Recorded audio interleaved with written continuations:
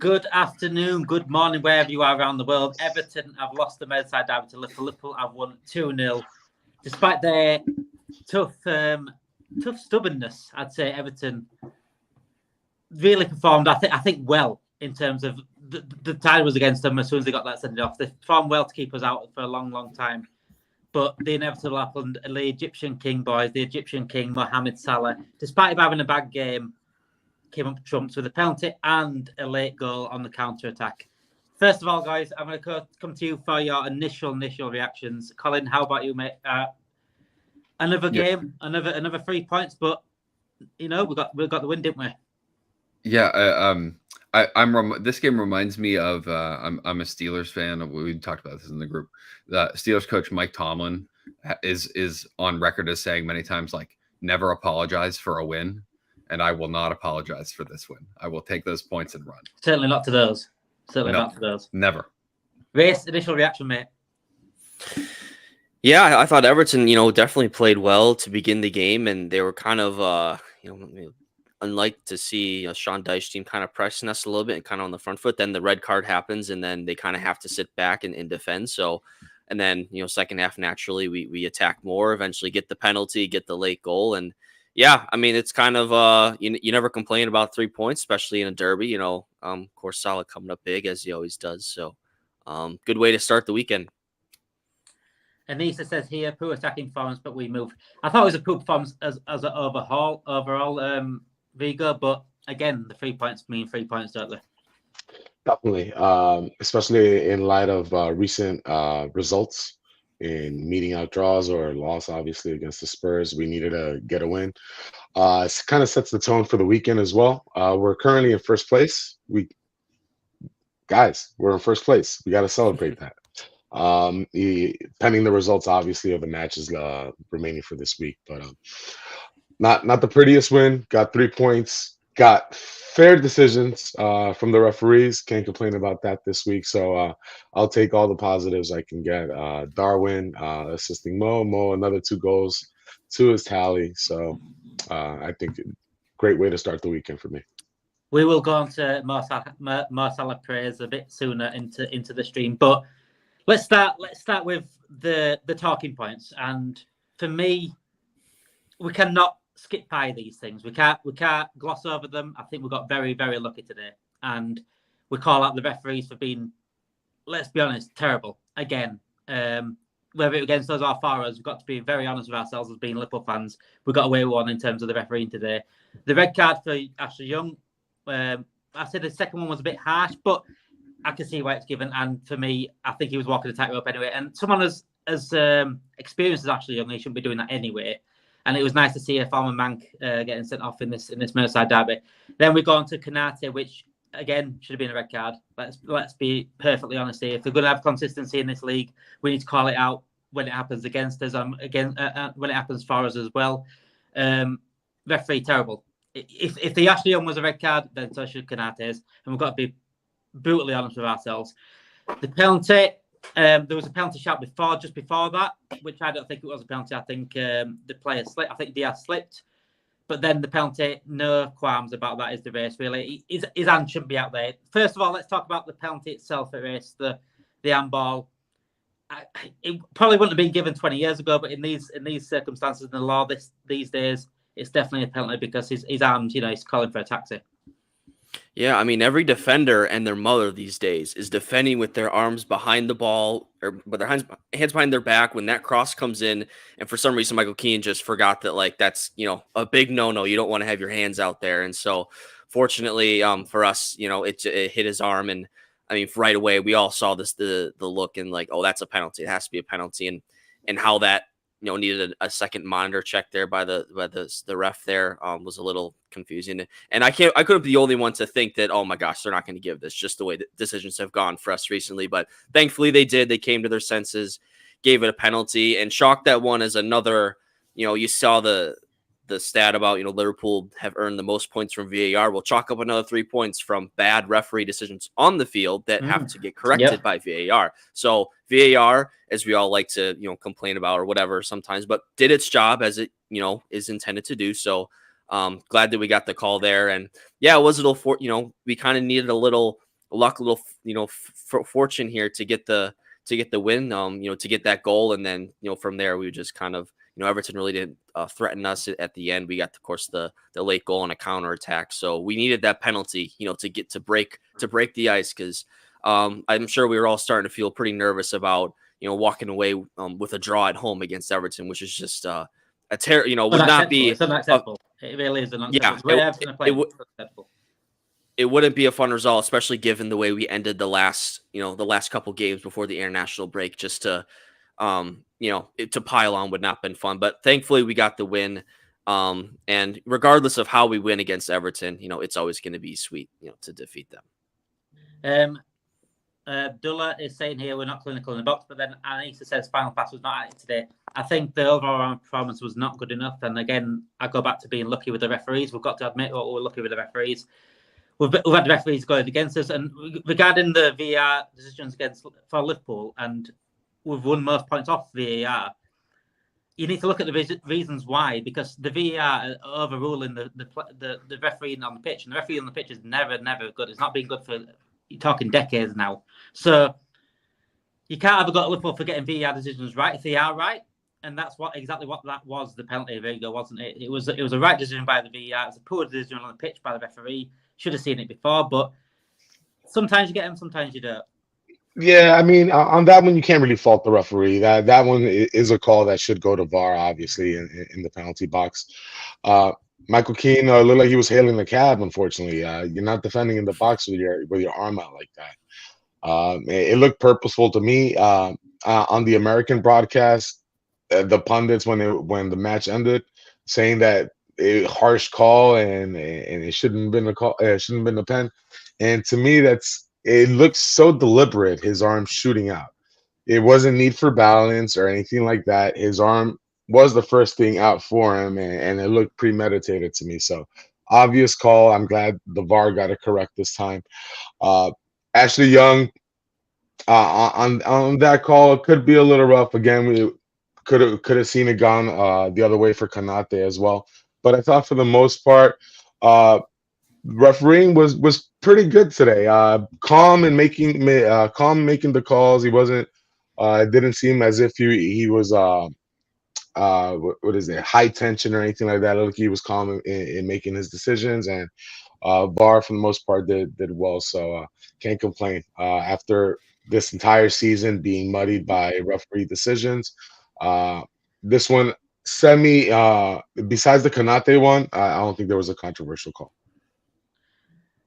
Regarding the thing that you said about not getting that decision earlier on with the Diaz thing, what do you think with that then, Colin? Do you think that was a foul on Diaz? Do you think, like myself and Rigo, he ended up slipping? It's one of those things where it would have been very, very harsh given it.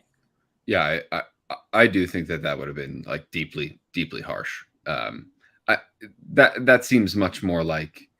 I don't even think Diaz necessarily throws himself at it. I just think that's he's making a play for the ball and he ends up losing his balance trying to get out of the way of him.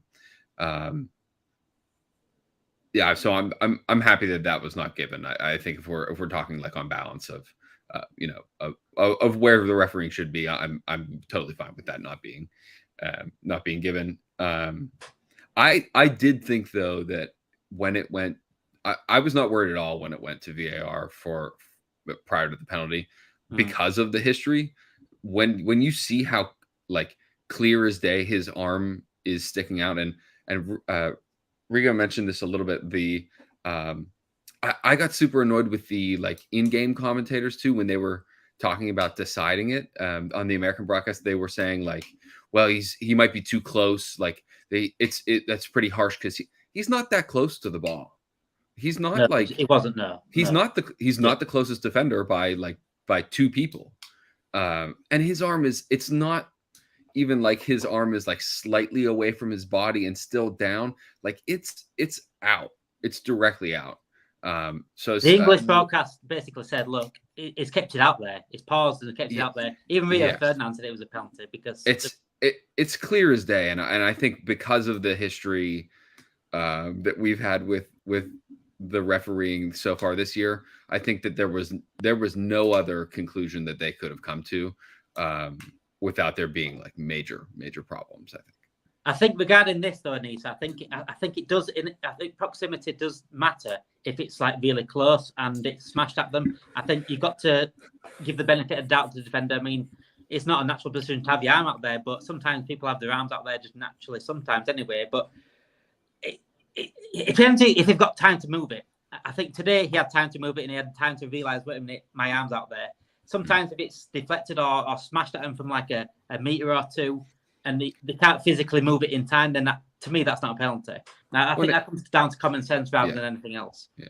And I think even if he would have been touch tight and his arm is kind of out there and say, that cross goes to get played in, he deflects it with his foot, it goes up and hits him in the outstretched arm. Like, I think you're right, Dema. I think that does matter, especially if you are someone who is, if you're the defender, you're the touch tight defender there, there's literally nothing you could do if it takes a deflection and, it is hitting you, even if the arm is in the same position. But I think he was nowhere near him, So no far, other decision to be made. This season, we've seen 5 red cards, boys. 5 red cards in our games. 4 of them to us. We've finally seen one against us. Race.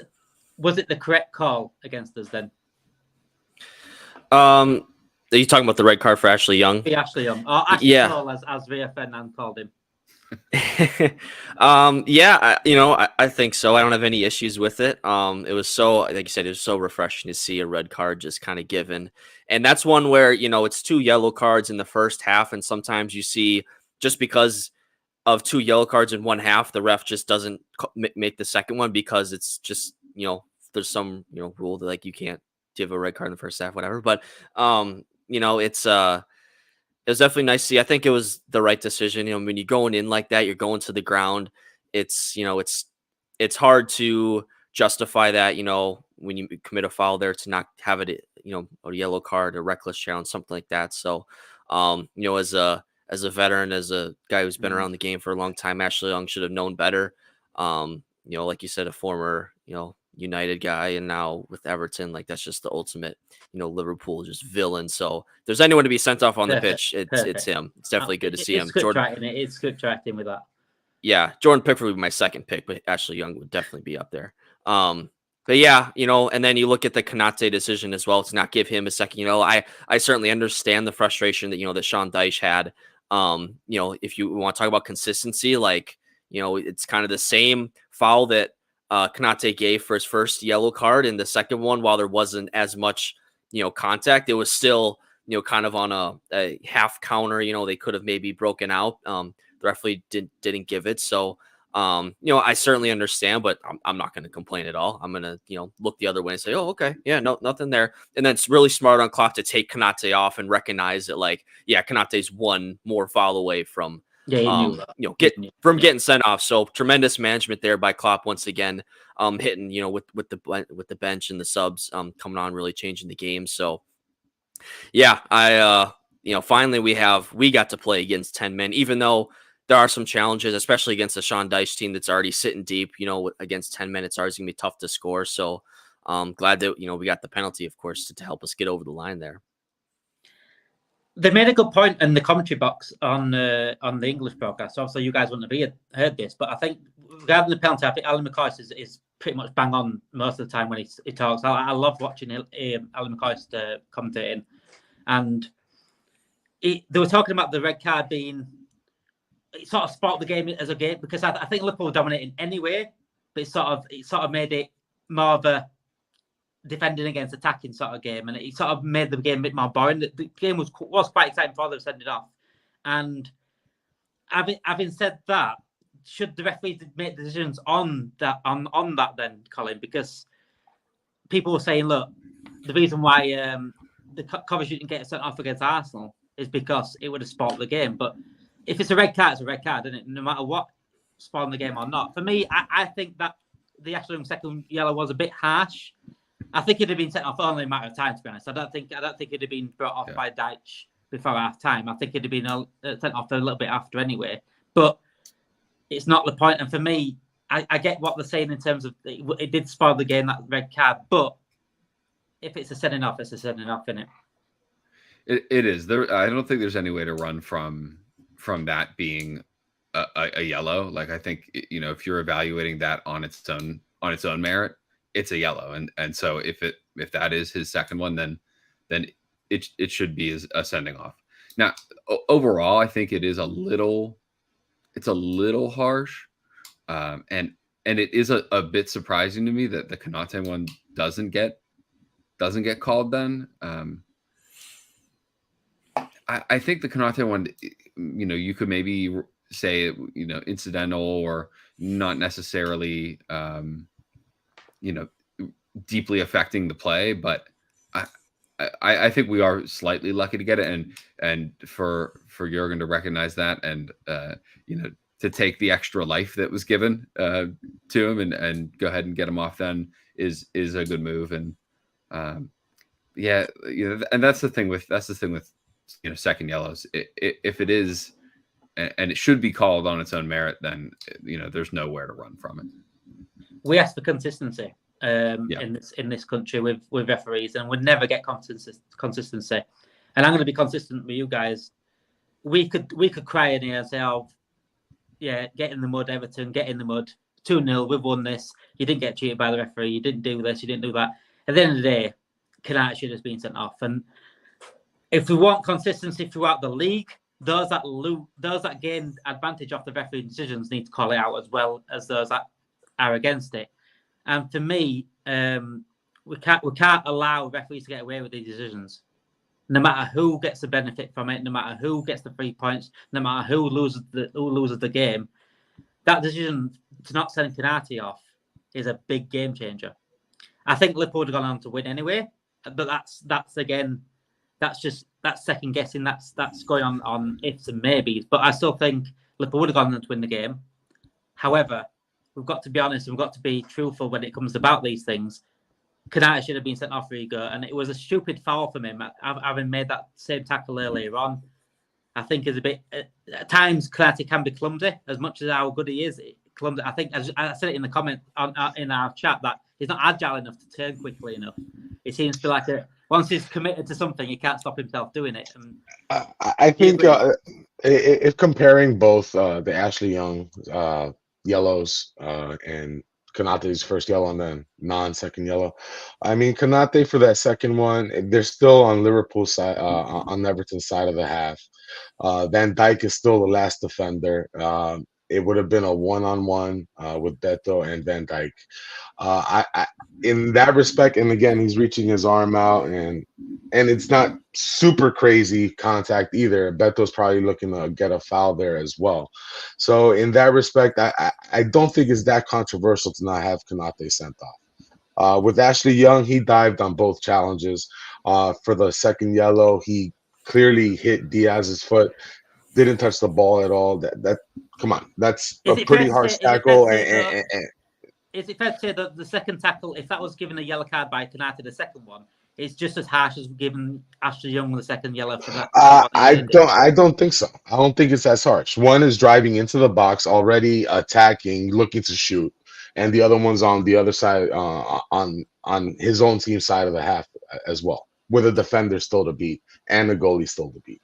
So I wouldn't compare them both. I would have to disagree with you there.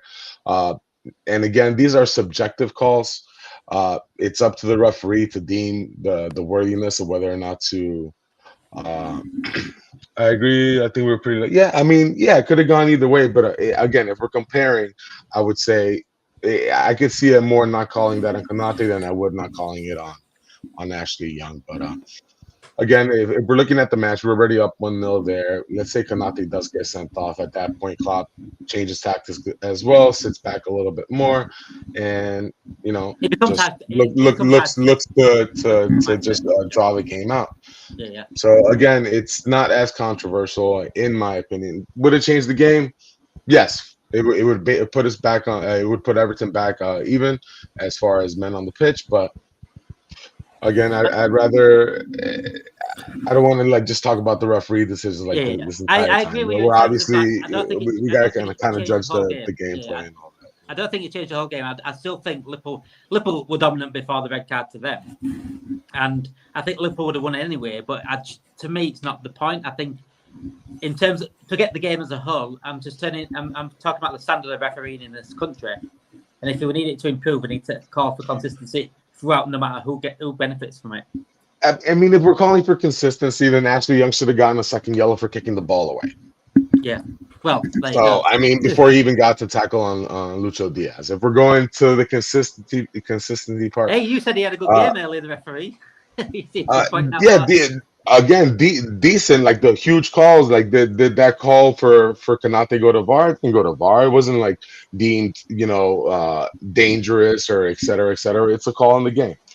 So for the obvious VAR decisions, they called them correctly. But again, this is English referees. There's not going to be a perfect game. Michael Oliver, who I thought was the best English referee, he's forever tainted to me now with the whole going to Saudi and getting his bucks there, and then with the call in the Arsenal Man City game. So I'm done with English referees as a whole. What makes me laugh with the refereeing, right, is the build up to games. The fact that we talk about referees before a match sums up where this country is in terms of the standard of refereeing. The fact that you go on Twitter and say, "Oh, he's refereeing us this week. Oh, he's refereeing us this week," and no matter who they say, whether it's Paul Tino, Michael Oliver, Darren England, no matter who they say on Twitter, there's always a problem with someone, and that says like there's very rarely any decent referees out there in terms of what I've seen, consistent referees.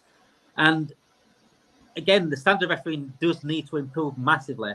And speaking of standards as well, Colin, I do think the standard of Liverpool needs to improve massively because as a whole performance, there were times where we were pretty decent, but I think it's been like this all season with Liverpool. I think we've had spells of brilliant play, and we've got a bit lucky at times now and again. We've played well against Newcastle the last 10, 15 minutes against Newcastle. We played well against West Ham at parts. We played well against Wolves at parts. But if we want to go on and win this league, which we should be doing, which we should be aiming for, should this performance improve, Colin? Yeah, and I think it will.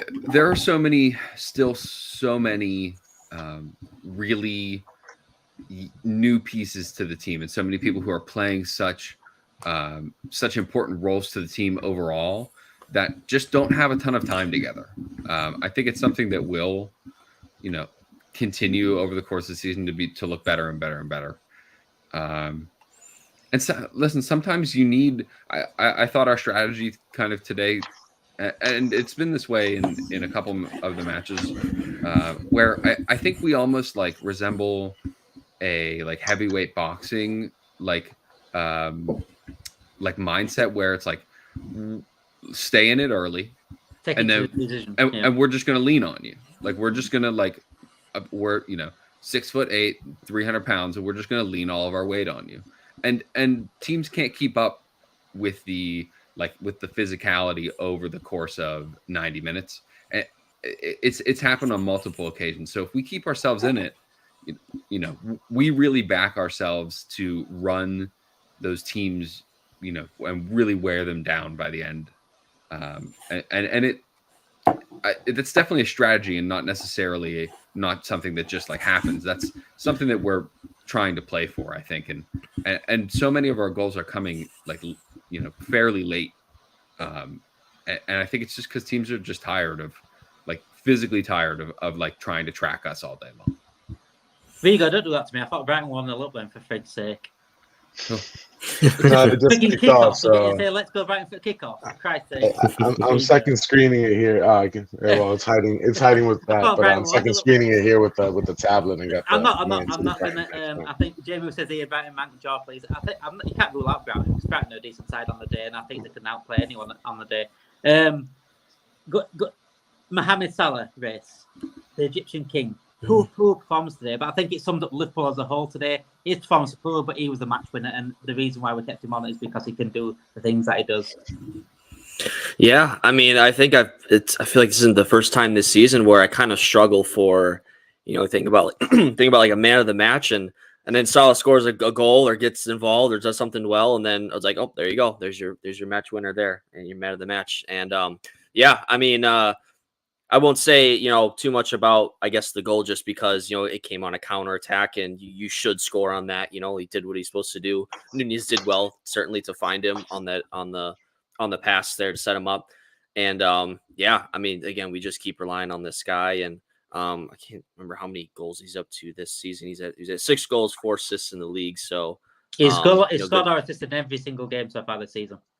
Yeah, I think it's only like in 2 appearances this season he had scored. One was or assisted. One was the Tottenham game, and then the other was I think he came on in the second half in one of our Europa League games. So like, he's just there's not much else to say. I mean, we know what he's all about, and that's the match winner that you have, and great players can be held up for most of the game, but they only need one chance, and he took that chance, and just ran with it. So, I mean, it's not much else to say about him. I want to talk about Diaz because Andy says here worst perform today. But Rigo, I know you come from a slight bias with Luis Diaz, and for me, I've always been a Diaz advocate and one that says I think he can get to Mane level. That's how much I rate Diaz. But for me, I don't think he was good. He had moments, again, a bit like Liverpool as a whole. I think he had moments of brilliance for the penalty, and they got Ashley Young sent off. But as a whole, I think he was quite sloppy. I mean, overall, the team was quite sloppy. But as far as performers on the pitch today, he was our most lively attacker. He caused Everton the most problems. Obviously, got Ashley Young sent off. Also, thanks to him, we got that penalty. Overall, 7.6 rating. Completed 88% of his passes. Where are you getting this rating from? Top mob. 3 out of 4 successful dribbles, 2 out of 2 long ball passes, won 7 out of his 9 ground duels, and won half of his aerial duels. Like, come on, he did pretty darn good. That's so sloppy, man. I think he's sloppy, but I think he's the most dangerous going forward, and I think they were likely to score out of the front 3.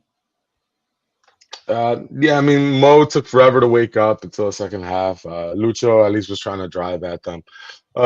Again, for the most part, as we said, the final third, we were missing that final pass or final shot. We really only had 1 shot on target up until probably the last 20 minutes, which is pretty bad. You got to get those shots up, especially with Jordan Pickford at goalie. He can't reach a ton of shots, so might as well cause him havoc. But I thought Lucha performed well. Again, he's coming off that long trip from South America. Just finished playing on Wednesday, I believe, or Tuesday. So I thought he did well. But again, sloppy for the most part. And one thing I want to call out, I don't think we brought this up earlier. What was with the crowd today? The crowd was absolutely dead. Is it the early starts for them too? Because again, if we're going to criticize players for not performing, that crowd for being a derby and just being at Anfield, that was so dead. And mate, I have more passion for my breakfast, so they can't blame on earliness for that. They've had a few pints in the morning. A place like Wetherspoon's open at 10, 11 in the morning when it's match days. So they've had a few pints. There shouldn't be no excuse for the dead crowd. I think the crowd pretty much summed up the game. I think it's one of those games where we come out of it happy to get the win. The crowd happy to see a bit of sunshine, maybe a little bit of rain towards the end. But I just thought when we talk about iconic stadiums, and Thomas Fly actually after the game said it was quite loud. He said he was shocked how loud it was, but it must have been at parts because I heard none of it, absolutely none of it. And he said not enough pub time, but in UK, pubs open sometimes at 10, 9 o'clock in the morning when it's match day, especially in the city that is match day, they do that. I said Wetherspoons are open from like 7 o'clock in the morning for breakfast, so you can get a pint from Wetherspoons at that time in the morning. Damn it, City just score. Well, there you go. There's come on, Brighton. But yeah, the crowd was, for me, I can't understand why you won't be passionate for this game anyway. Just any game, and you can't get up for a derby. I just think it went with the game. And again, just like the performances on the pitch, I think the crowd need to improve in future times as well. The ticket system needs sorting out and getting the right people in the crowd that are there for the right reasons. Colin got a brilliant second goal. Really. I think it was inevitable that second goal though. Everton were always going to go pushing for an equaliser. Jordan Pickford wanted to go up front for the corner, even though Dyche didn't even look at him. But with 10 men as well, that counter was there all game before the 10 men even happened. So that counter-attacking, how unselfish was it from Núñez, by the way, because he could have scored himself. The pass, I think he waited. People were thinking, oh, did he do it too late? And it picked it perfect time. Salah kept onside. Good attacking goal. Good counter-attack, wasn't it? Yeah, it was great, and you're totally correct. That was actually going to be the point I was going to make, which was that the counterattack was on all day, and I really love when we take these their chances and turn them into like we have 5 people like running directly at them. Yeah, I love it. I think we are so dangerous on it. A great pass from Núñez. I think last year he takes that and pulls it wide. Yeah, ruins it. Yeah. And he I thought it was perfect. He stayed with his width. He waited for the guy to take a half step to commit. Played a perfectly timed ball. It was brilliant, and I would love to see that as much as possible. That kind of speed and directness going forward when we have numbers, because there's very few teams I think that have the kind of overall speed that can kind of challenge us if we're going to really run at them like that. The top 4 race is certainly on in terms of Newcastle now, because I think Newcastle are coming back into this. Horrible late week of storm weather could help to set the mood today. I think, Jamie, did you go to the game? She's giving a lot of excuses for the silence in the crowd at the moment. Before we do go to the man of match, I'm going to ask everyone just to quickly like the stream. If you are new to the channel, please subscribe to the channel as well. Get notification bell on. We're live every single night. We're live again tonight at 7:30. Have a bit of more of a breakdown of the game itself. This is just an initial reaction of the match. I'm going to go off and watch Man City win another game, and unfortunately, it looks like we're going to have to drop out of first place for a little bit again. Man of match then, boys. For me, I'm going to put mine out there first. This could be a left stray, but I think Harvey Elliott was man of match for me. I think Harvey Elliott coming on Rigo's giving me a funny face, but I think Harvey Elliott coming on, I think it give us more than what others did in the first half, apart from Gravenberch. I think Gravenberch probably is up there in terms of man of match as well. First half, he was the only player on the pitch that played really well, but I thought Harvey Elliott changed a lot for me. Rigo, you give me a face. Why? I wouldn't go as far as man of the match. One thing I do want to highlight is this role off the bench for Harvey Elliott is his supreme best role. Coming in off the bench, guys are a little bit tired, and he's able to pick out spots. Came in today, completed 31 out of 31 passes. That's 100%, guys.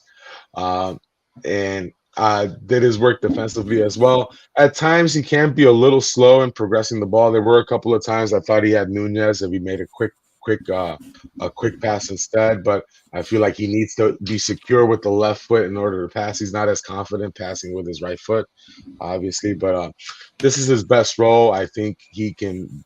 We have a 6th Man of the Year award winner in the NBA. I think he could be a 12th Man of the Year award winner for this team, being the first name called off the bench. I think he did great.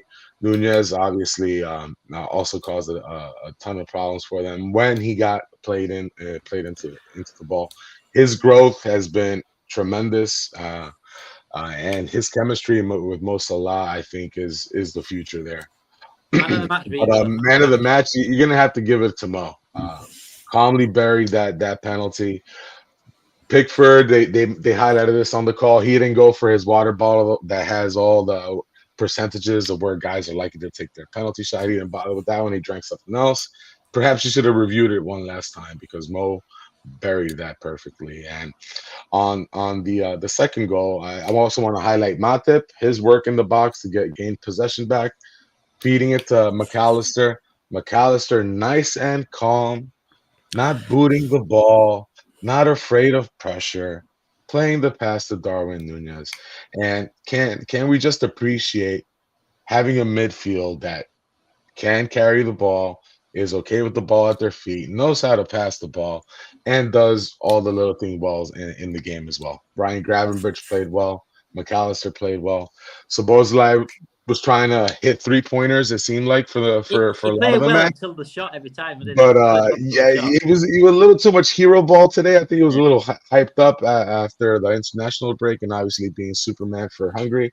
But we're growing. It's a pretty new team.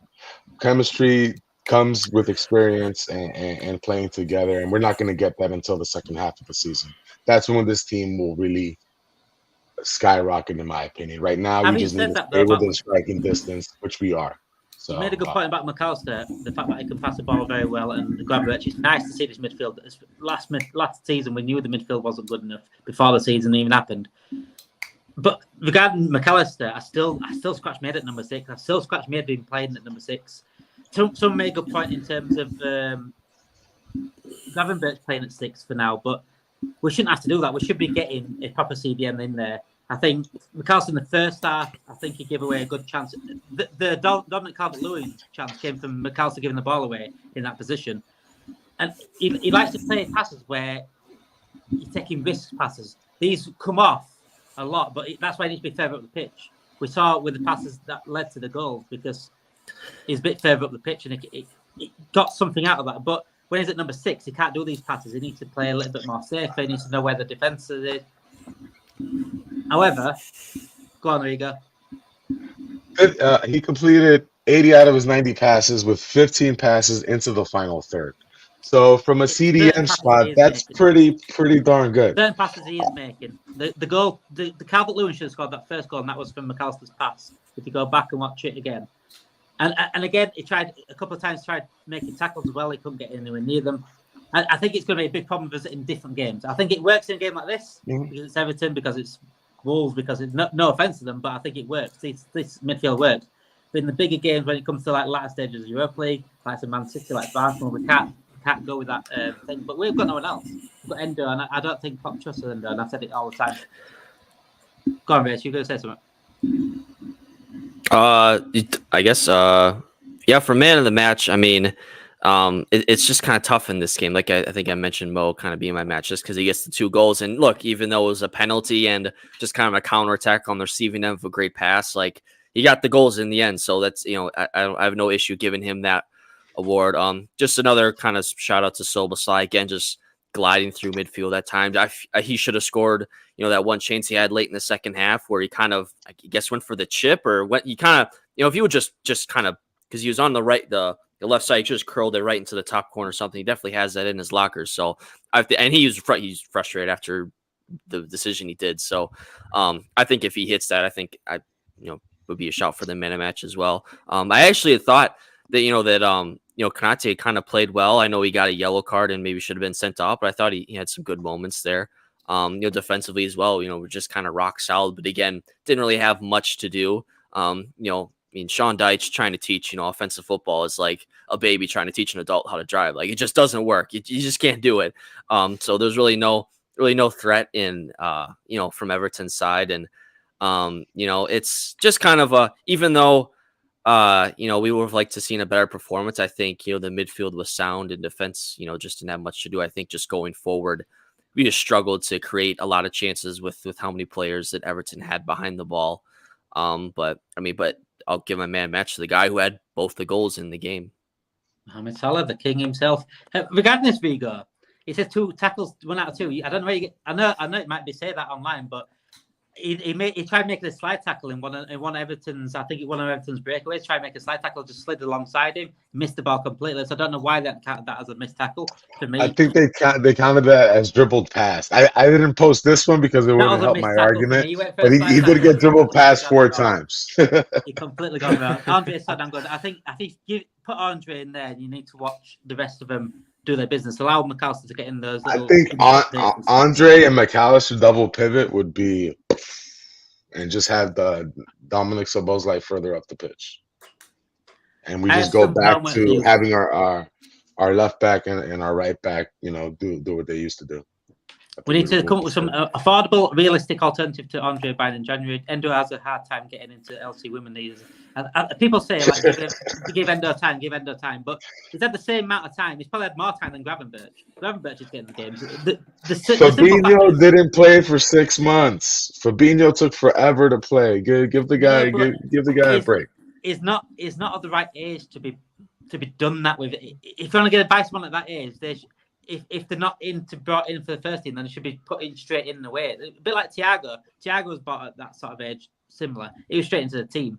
I'm not saying put him straight into the team, and I don't think he should be in the team because at the end of the day, like Jay Moore said, he is Milner replacement. And people, I've had countless arguments about this. People say Endo's good enough. He's not good enough for first team. If you're good enough for first team, they wouldn't be putting McAllister out of position. He wasn't brought in to be a starter. He was brought in to be a role player, which I think he's super happy to do. Yeah. And I think he's I'm okay with him buying for that. Colin, man of the match. Then, do you agree with the boys, Salah, or do you, for me, Gravenberch or Elliott? Yeah, it's just like it just sucks because there's nobody else. I don't think you can pick. I don't think anybody else is,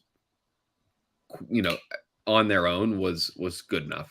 And normally in that case, I just pick Allison, which is like normally the default. But he had nothing to do, which is like great. So sometimes it's awesome to make sure that he like doesn't have too much to do, because he bails us out on countless occasions.